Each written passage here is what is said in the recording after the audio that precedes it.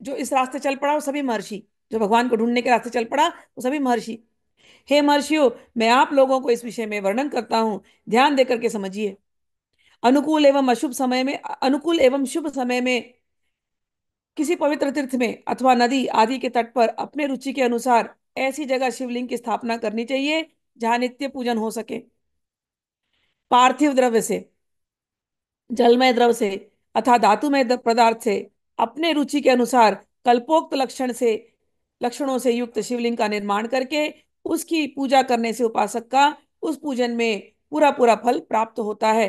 पार्थिव द्रव से यानी मिट्टी इत्यादि से, जो भी जिसमें मिट्टी का तत्व है, यानी पत्थर का भी, पत्थर में मिट्टी का तत्व है तो पत्थर को ले लो, बना लो शिवलिंग।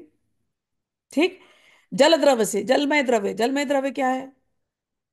पारा, पारद, मरकुरी, मरकुरी इज लिक्विड, उससे भी हम बना सकते हैं। और कहा कि धातु में, किसी भी धातु में द्रव्य से भी, तो धातु जो भी है उस पदार्थ से भी तुम शिवलिंग बना सकते हो। अभी यहाँ पर एंड नहीं है, चलिए आगे बढ़ते हैं।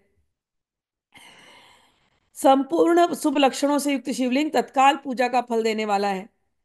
यदि चल प्रतिष्ठा करनी हो तो इसके लिए छोटा सा शिवलिंग, चल प्रतिष्ठा मतलब जिस शिवलिंग को आप हर जगह ले जा सको। मेरे पास हमेशा एक छोटा शिवलिंग होता है जो मेरे पर्स में या कहीं छुपा के रखा होता है, वो चल प्रतिष्ठा, वो छोटा होता है। तो आप को अगर चल प्रतिष्ठा, या तो तुम रुद्राक्ष ले लो, वो भी शिवलिंग ही है। अगर वो आपने उसको बांध लिया कहीं पर तो वो भी आपका शिवलिंग है, वो आपका चल प्रतिष्ठा, कि आप उसके साथ साथ चल रहे हो, उसकी पूजन हमेशा आप करते रहते हो। ठीक। तो यदि चल प्रतिष्ठा करनी हो तो इसके लिए छोटा सा शिवलिंग, और यदि अचल प्रतिष्ठा करनी हो तो स्थूल शिवलिंग श्रेष्ठ माना जाता है।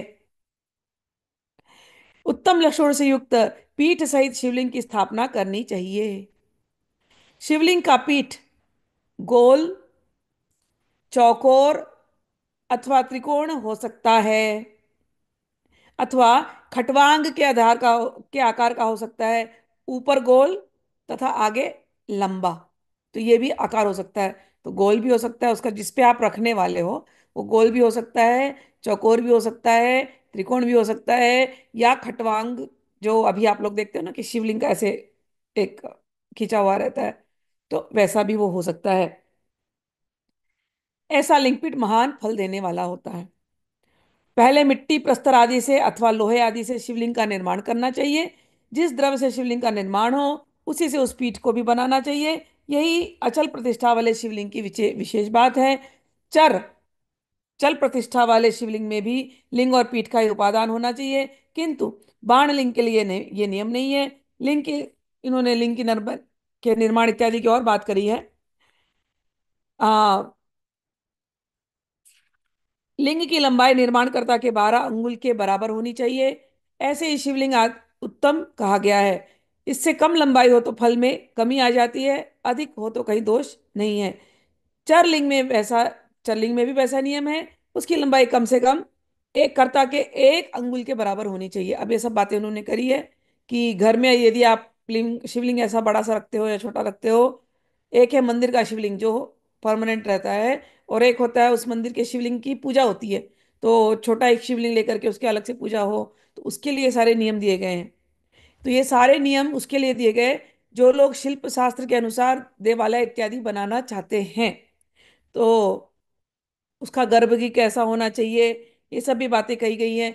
वो गर्भगृह जो है वो 9 प्रकार के रत्नों से विभूषित किया जाना चाहिए। भूषेते नवरत्नैश्च दिग्द्वारे च प्रधानकै नीलम रक्त च वैडूर्यम श्यामम मरकतम तथा।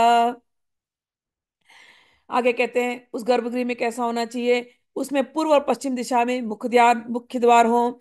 जहां शिवलिंग की स्थापना करनी हो उस स्थान में के गर्त में नीलम रत्न, लाल रत्न, वैदुर्य, श्याम रत्न, मरकत, मोती, मूंगा, गोमेद और हीरा, इन 9 रत्नों का तथा अन्य द्रव्यों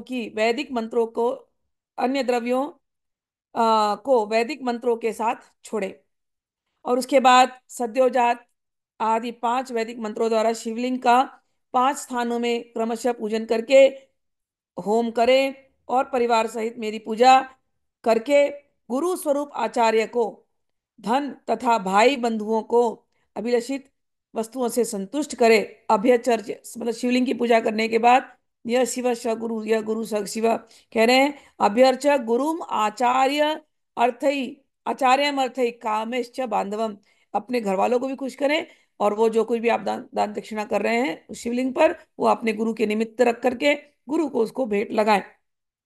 और कहते हैं याचक जो भी आपके पास आए उस समय पर, कोई मांगने वाला आ गया सामने खड़ा, उसको जो कुछ भी आपसे हो सके वो भी उनको दें।